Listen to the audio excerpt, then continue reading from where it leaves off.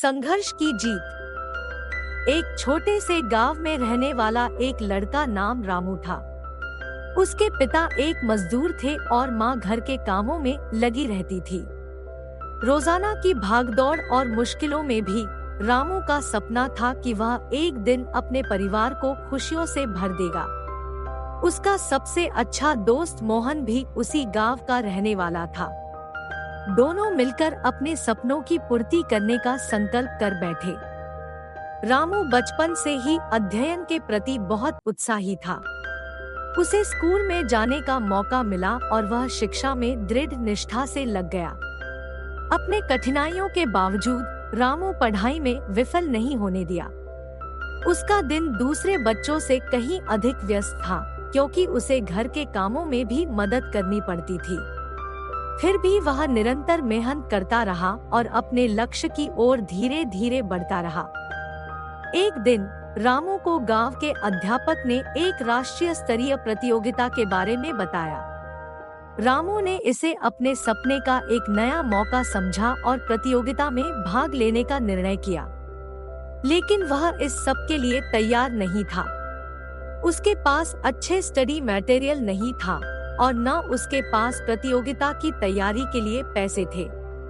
लेकिन रामू असली संघर्षियों में से एक था। उसने इसमें न किसी साहस की आवश्यकता का महसूस किया, न ही किसी चीज की कमी को महसूस किया।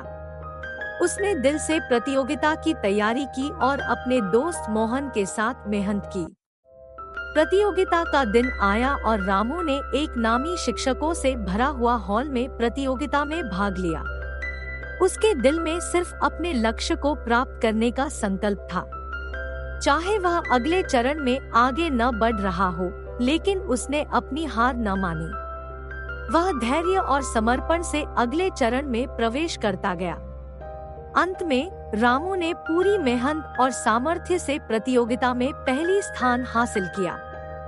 वह राष्ट्रीय स्तर पर अपने गांव को गर्व महसूस करवाने वाले ताजे राष्ट्रीय स्तरीय विजेता बन गया। यह कहानी हमें यह सिखाती है कि जीवन में संघर्ष और परेशानियों का सामना करना हमें मजबूत बनाता है।